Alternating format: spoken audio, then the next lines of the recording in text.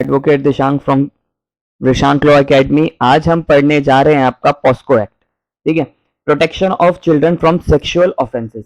अब अगर बात करी जाए तो प्रोटेक्शन किसकी प्रोटेक्शन? बच्चों की प्रोटेक्शन। अब बच्चा कोई भी हो सकता है, मेल भी हो सकता है और आपका यहाँ पर फीमेल भी हो सकता है, ठीक है। किससे प्रोटेक्शन करनी है? सेक्सुअल ऑफेंसेस से।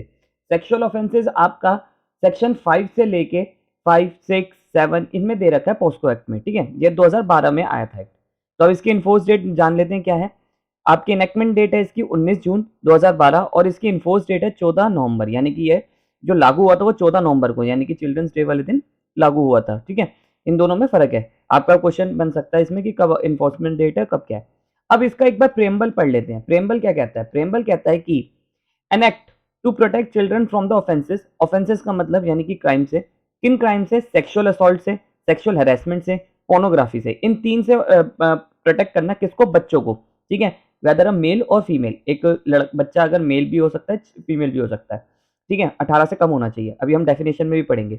एंड प्रोवाइडेड फॉर एस्टेब्लिशमेंट, ठीक है, इन प्रोवाइड करवाना एस्टेब्लिशमेंट स्पेशल कोर्ट्स, यानी कि अगर मान लीजिए कोई बच्चों के साथ बदतमीजी करता है, कौन से? सेक्सुअल असॉल्ट की, सेक्सुअल हेरासमेंट की या पोर्नोग्राफी की, तो उनके लिए स्पेशल कोर्ट्स लेके जाया जाएगा, ना कि उनको आपका नॉर्मल कोर्ट्स में लेकर जाएगा, ठीक है। तो ये चीज आपका ये बताता है। तो ये सिर्फ आपका ऑफेंसेस नहीं बताता, ये आपका ये भी बताता है कि इसके स्पेशल कोर्ट्स बने हुए हैं। आपका ट्रायल इनका अलग तरीके से होता है कि जैसे बच्चे का अगर कोई आपने बयान दर्ज करना है पुलिस वाले को, तो वो उसके प्लेस पे जाएगा। अभी ऐसे बहुत सारी चीजें हमें इसमें पढ़नी है। अब देखिए, बच्चों से रिलेटेड आपका अलग से ऑफेंसेस बनाए हुए हैं, ठीक है, यानी कि अलग से एक्ट बनाए, यानी कि आपका ये डिफरेंशिएट करता है नॉर्मल पर्सन को और बच्चों से, ठीक है। ये बात कहाँ लिखी गई है कि कानून आपका जो पार्लियामेंट है वो ऐसे कानून बना सकती है किसी बच्चों से रिलेटेड। ये बात आपकी लिख रखी है पार्लियामेंट में, आपका आर्टिकल 15 का सब क्लॉज 3। ये कहता है कि वुमेन और बच्चों से रिलेटेड कोई भी आपके स्पेशल कानून बना सकती है स्टेट। स्टेट का मतलब यहाँ पर कौन है? आपका राज्य है, सॉरी राज्य नहीं, कंट्री है, ठीक है, कंट्री है यहाँ पर। To make special provision for children, यानी कि आपका ये भी एक बन सकता है कि आर्टिकल 15(3) में ये बात लिख रखी है कॉन्स्टिट्यूशन के कि बच्चों से और वुमेन से रिलेटेड आपका एक स्पेशल कानून भी बना सकते हैं, ठीक है। इसी के तहत आपका डोमेस्टिक वायलेंस भी बनाया जाता है, इसी के तहत आपका पॉस्को भी बनाया जाता है, ठीक है, क्योंकि औरतों बच्चों से रिलेटेड आपके कोई भी कानून बनाए सकते हैं। इसमें बस इतना ही था पढ़ने के लिए। अब आते हैं आपका सेक्शन 1 में। सेक्शन 1 कहता है आपका कि जो आपका पॉस्को एक्ट है वो एंटायर इंडिया पे लगता है, यानी कि पूरे हिंदुस्तान पे लगता है, ठीक है। It shall come into force central government में नोटिफाइड, यानी कि सेंट्रल गवर्नमेंट जहां पर भी लगाना चाहेगी वहां पर ये नोटिफिकेशन कर देगी। नोटिफाई मतलब राजपत्र में छाप देगी, ठीक है, कि ये लागू इस फलाना, जैसे दिल्ली में लागू करवाना है तो सेंट्रल गवर्नमेंट दिल्ली में लागू करवा देगी, ठीक है, नोटिफिकेशन लगा के। हालांकि इंडिया दिल्ली में चलता है। अब एग्रीवेटेड, अब डेफिनेशन क्लॉज पे आते हैं। डेफिनेशन में लिखा है एग्रीवेटेड पेनिट्रेटिव सेक्सुअल असॉल्ट। अब देखिए एग्रीवेटेड की डेफिनेशन जो है आपकी यहां पढ़ते हैं। Aggravated one that is committed under the circumstance that allow increase punishment over what the crime, यानी कि सिंपल सा समझिए कि अगर मान लीजिए कोई ऑफेंस एक नॉर्मल पर्सन ने करा है, कोई एक ऑफेंस आपका एक पब्लिक सर्वेंट ने करा है, ठीक है, या आपका किसी रिश्तेदार ने करा है, तो उसके अलग से पनिशमेंट मिलेगी। जैसे मैं आपको बताऊं कि अगर कोई सेक्सुअल हैरेसमेंट जो है वो आपका एक नॉर्मल पर्सन करता है, एक थर्ड पर्सन करता है जो उस बच्चे के रिलेशनशिप में ना हो, डोमेस्टिक रिलेशनशिप में ना आता हो, या कोई ड्यूटी में ना आता हो, जैसे पब्लिक सर्वेंट हो गया, ठीक है, उनमें ना आता हो, तो उससे रिलेटेड कोई हटके कोई करता है, ठीक है, तो वो चीज आपकी इसमें आती है।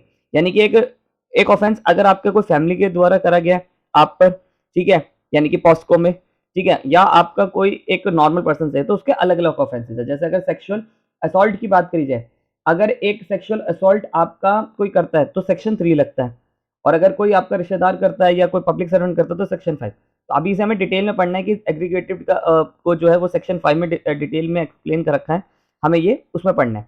एग्रीवेटिव पर इसे थोड़ा सा समझ लेते हैं। एग्रीवेटिव का मतलब है यानी कि अगर कोई ऑफेंस आपका जिसकी वजह से पनिशमेंट बढ़ जाए उसको कहा जाता है, ठीक है। तो ये आप ऐसे समझिए जिसकी पनिशमेंट इंक्रीज हो जाएगी, जहां पर भी एग्रीवेट होगा वो नॉर्मल में अलग होगा, ठीक है। जैसे सेक्शन 3 में थोड़ी सी पनिशमेंट कम है, ठीक है, सेक्शन 5 में वो बढ़ जाती है क्योंकि वो एग्रीवेटेड लोगों के द्वारा करी जाती है। जैसे पुलिस सर्वेंट कोई ऑफेंस करे तो वो चीज हमें पढ़नी है। पेनिट्रेटिव आपका सेक्सुअल असॉल्ट, ठीक है, ये आपको सेक्शन 5 में हमें डिटेल में पढ़ना है। अब बात करते हैं आपका एग्रीवेट सेक्सुअल असॉल्ट जो आपका सेक्शन 9 में दे रखा है। आर्म फोर्स आपकी बता रखा है, जो शेड्यूल में बता रखा है आपका, ठीक है। वैसे इसमें आर्मी और आपके बीएसएफ ये सब जवान आते हैं, ठीक है। अब जैसे मान लीजिए ये ऑफेंसेस को सिक्योरिटी फोर्सेस वाला करता है, कोई कौन सा ऑफेंस, जैसे कि आपका कोई सेक्सुअल हैरेसमेंट हो गया, आपका सेक्सुअल असॉल्ट हो गया, ठीक है, या पोर्नोग्राफी का ऐसा कोई चीज हो गया, वो आपका कोई बच्चे के उससे रिलेटेड, जैसे मान लीजिए कि आर्म फोर्स्ड वाले, ठीक है, आर्म फोर्स्ड वाले पॉस्को का कोई ऑफेंस कर देते हैं, ठीक है, जैसे मान लीजिए वो आपका सेक्शन 5 में पेनिट्रेटिव सेक्सुअल असॉल्ट कर देते हैं किसी बच्चे के ऊपर, ठीक है, तो क्या होगा, उनकी सजा बढ़ जाएगी, क्यों, क्योंकि ये आर्म फोर्स से रिलेटेड है, ठीक है, काफी बड़ा सेक्शन है, उसमें हमें पढ़ना पड़ेगा। तो आर्म फोर्स आपका फर्स्ट शेड्यूल में बता रखा है। चाइल्ड कौन है, जो 18 साल से कम का है, ठीक है, यहाँ पर एनी पर्सन लिख रखा है, तो कोई भी हो सकता है 18 से कम का, 18 से ऊपर आपका वो बच्चा नहीं कहलाया जाएगा, वो आपका एडल्ट कहलाया जाएगा, ठीक है। तो यहाँ पर 18 मेल की भी है और फीमेल की भी है, तो याद रखिएगा, कंफ्यूज मत होना।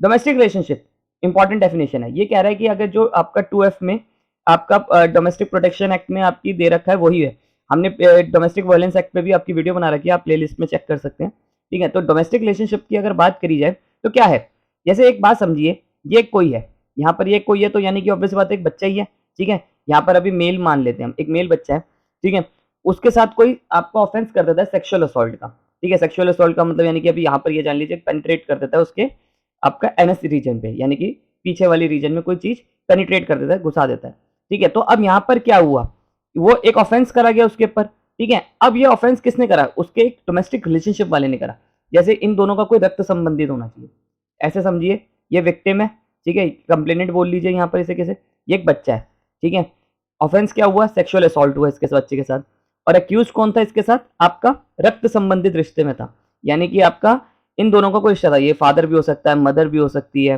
ठीक है, कोई भी आपका हो सकता है इसका रक्त संबंधित रिश्ते में, यानी कि इन दोनों का कोई रिश्ता बनता हो, ठीक है, कैसे, तो उसमें डोमेस्टिक रिलेशनशिप में ये बात बोली गई है। अब बात करते हैं आपका एक 2019 में अमेंडमेंट आई थी, D2 में एक आपकी डेफिनेशन जुड़ी थी, चाइल्ड पोर्नोग्राफी। अब देखिए चाइल्ड पोर्नोग्राफी का मतलब है मींस एनी विजुअल डेपिस्टेशन, ठीक है, हृदय चित्रण यानी कि चित्रण बनाना, action of depicting something specially in a work of art. अब देखिए इसे ऐसा समझिए, यानी कि कोई आपका पहले डेपिस्टेशन का मतलब समझिए, हृदय दृश्य चित्रण, चित्रण का मतलब यानी कि कुछ दिखाना, ठीक है, जैसे हम मूवीज देखते हैं, सब देखते हैं, ये सब चित्रण है, ठीक है, कोई अगर पेंटिंग बना रहा है तो ये चित्रण है। अगर अब इसे मैं प्रिंटिंग को आपका इस वीडियो को मैं आपका वीडियो बना रहा हूँ, ठीक है, यानी कि डिजिटल बना रहा हूँ, कंप्यूटर पर लगा रहा हूँ, या इमेज बना रहा हूँ कोई, ठीक है, ये सारे कंप्यूटर फॉर्म में है, ठीक है, यानी कि विजुअल है, विजुअल मतलब यानी कि आपका इलेक्ट्रॉनिक चीजों से रिलेटेड है, ठीक है, तो उससे आपका कुछ करते हैं तो ये चीज आती है। तो यहाँ पर क्या आता है कि चाइल्ड पोर्नोग्राफी का मतलब है कोई भी विजुअल डेपिसिशन बनाता है किससे रिलेटेड, सेक्सुअली, यानी कि उसमें कुछ सेक्सुअल चीजें होती है, प्रकट होती है, ठीक है, मतलब उसमें कुछ सेक्सुअल चीजें होती है, यानी कि बच्चों के गुप्त अंगों को दिखाना या उनको कुछ ऐसे टच वच करना गलत प्राइवेट पार्ट्स पे, तो ये सब आपका सेक्सुअल एक्सप्लिसिट में आता है, ठीक है। Conducting involving a child which include pornography, pornography में, ठीक है, वीडियो डिजिटल आपका कंप्यूटर में ऐसे करता है क्रिएट अडेप्ट और मॉडिफाई बट अपीयर डेप्रिसिएट और चाइल्ड, यानी कि इसमें बच्चा क्यों होना चाहिए, ठीक है, तो यानी कि अगर बच्चे को किसी पोर्नोग्राफी चीज के लिए यूज करा जाता है, ठीक है, तो उसमें आपका चाइल्ड पोर्नोग्राफी आता है, ठीक है। तो देखो पोर्नो का मतलब क्या होता है, पोर्नो का मतलब होता है कि झांक कर देखना, पीप होल से देखना, ठीक है, जैसे हम आप जो ये लोग होते हैं जो पॉर्न वीडियोस देखते हैं, तो उसका मतलब ही क्या होता है, देखना, ठीक है, कैसे आपका झांक के देखना, ये उस कभी हम डिस्कस करेंगे कि पोर्नोग्राफी का वर्ड आया कहाँ से। अब बात करते हैं आपका पेनिट्रेटिव सेक्सुअल असॉल्ट, जो आपका सेक्शन 3 में दे रखा है, एफ वाली डेफिनेशन जी में बताया गया आपका प्रिस्क्राइब्ड जो इस एक्ट के अंदर दे रखा है। तो प्रिस्क्राइब जब भी आता है तो इसका मतलब होता है अंडर दिस एक्ट, इसके अंदर जो कानून लिखेंगे वो, ठीक है। रिलीजियस इंस्टीट्यूशंस का मतलब बताया गया जो आपका इंस्टीट्यूशन मिसयूज एक्ट में आते हैं, ठीक है, कोई इतना खास नहीं है, बस इसमें यह है कि रिलीजियस इंस्टीट्यूशंस कौन होते हैं, जैसे मंदिर मस्जिद गुरुद्वारा टाइप, ठीक है। आई में बोला सेक्सुअल असॉल्ट जो सेक्शन 7 में है, सेक्सुअल हैरेसमेंट आपका सेक्शन 11 में है। शेयर हाउस होल्ड, अब देखिए शेयर हाउस होल्ड का मतलब क्या है, ये भी ये कह रहा है कि आपका means a household where the person charged with the offence lives और has lived at any time in a domestic relationship with child, यानी कि मान लीजिए कोई भी आपका उस बच्चे के साथ रहा हो, ठीक है, उस बच्चे के साथ रहेगा, ऑफेंस लिव्स यानी कि उस घर में रहो, ठीक है, यानी कि आप एक हाउस होल्ड में रहो, तो वो उसके बीच में क्या आएगा, डोमेस्टिक रिलेशनशिप होना चाहिए। पर उनके बीच में शेयर हाउस होल्ड का मतलब ये नहीं, जैसे मान लीजिए एक घर है, एक घर में एक किराएदार ये फर्स्ट फ्लोर है जहाँ पर आपका लैंडलॉर्ड रहता है, ठीक है, मकान मालिक, सेकंड फ्लोर पे आपका टेनेंट रहता है। ये लैंडलॉर्ड क्या करता है, टेनेंट की बच्ची के साथ बदतमीजी कर देता है कोई, ठीक है, कोई भी ऑफेंस कर देता है, तो क्या अब ये इन दोनों के बीच में डोमेस्टिक रिलेशनशिप था, आंसर इज नो, यहाँ नहीं था, क्यों नहीं था, शेयर हाउस होल्ड भी नहीं था इनका, रहते तो ठीक है, ये दोनों एक ही जगह में थे, एक प्रॉपर्टी में रहते थे, मान लो ये एक ही कमरे के 5 साल वाले कमरे में भी रहते, तो भी आपका डोमेस्टिक रिलेशनशिप नहीं बनता, शेयर हाउस होल्ड नहीं बनता, क्योंकि इनका कोई रक्त संबंधी रिश्ता नहीं है। तो शेयर हाउस होल्ड के लिए क्या जरूरी है कि आपका एक डोमेस्टिक रिलेशनशिप होना चाहिए। और डोमेस्टिक रिलेशनशिप क्या होना चाहिए कि यानी कि दोनों के कोई आपका रक्त संबंधित रिश्ता होना चाहिए या मैरिज से निकल के कोई आना चाहिए। ठीक है, तो समझिए कि ऐसे अगर कोई मकान मालिक अगर किसी के किराएदार की बच्ची के साथ कुछ कर देता है, बदतमीजी कर देता है, ठीक है, तो वहां पर क्या है, आपका ये शेयर हाउस होल्ड वाली चीज काम नहीं करेगी। क्यों? क्योंकि उन दोनों के बीच में डोमेस्टिक रिलेशनशिप नहीं था। डोमेस्टिक रिलेशनशिप नहीं था मतलब यानी कि उन दोनों के बीच में कोई रक्त संबंधित रिश्ते नहीं थे। ठीक है, ये किराएदार था, ये मकान मालिक था, क्या रिश्ता बनेगा। स्पेशल कोर्ट की डेफिनेशन में आपका सेक्शन 28 में दी गई है, और आपका स्पेशल प्रोसिक्यूटर के 32 में 7 साल तक की प्रैक्टिस होनी चाहिए उसकी। और अगर इसमें सबसे 2 में ये दे रखा है कि अगर मान लीजिए अगर कोई चीज आपको ढूंढनी है और वो आपको नहीं मिल रही इस एक्ट के अंदर, पॉस्को में कोई चीज नहीं मिलती, ठीक है, पॉस्को में अगर कोई आपको कोई डिफाइन देखनी है, प्रोविजन देखना है और आपको पॉस्को में नहीं मिलता, तो आप जेजे एक्ट में भी देख सकते हैं, आप आईपीसी में भी देख सकते हैं, और वो आप सीआरपीसी में भी देख सकते हैं, और या आईटी एक्ट में भी देख सकते हैं। बट मेरा एक सवाल है आपसे, मान लीजिए कोई चीज है, ठीक है, वो आपका पॉस्को में भी दे रखी है और आपका सीआरपीसी में भी दे रखी है, ठीक है, तो किसकी चीज बात मानी जाएगी? आंसर इस पॉस्को की मानी जाएगी। मान लो कोई सेम टॉपिक है, ठीक है, जैसे कि बच्चे के एविडेंस रिकॉर्ड करवाना है किसी का, तो वो कौन रिकॉर्ड करवाएगा, कैसे रिकॉर्ड करवाएगा, क्या करेगा? वो पॉस्को में भी दे रखा है और आपका सीआरपीसी में भी दे रखा है, तो किसकी मानी जाएगी?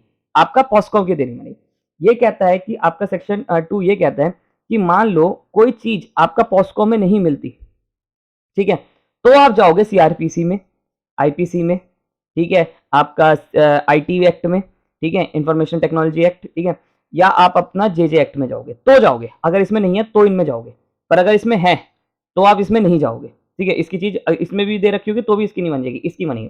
स्पेशल लॉ ऑलवेज प्रिवेल, यानी कि अगर स्पेशल लॉ बना हुआ है तो ये हमेशा स्पेशल लॉ की आगे बनेगा। ठीक है, अब आई होप आपको मेरी वीडियो पसंद आई हो। अगर आपको मेरी वीडियो पसंद आई है तो चैनल को सब्सक्राइब करिए। नेक्स्ट पार्ट में हम इसका चैप्टर 2 डिस्कस करेंगे सेक्शन 3 से। Thank you so much.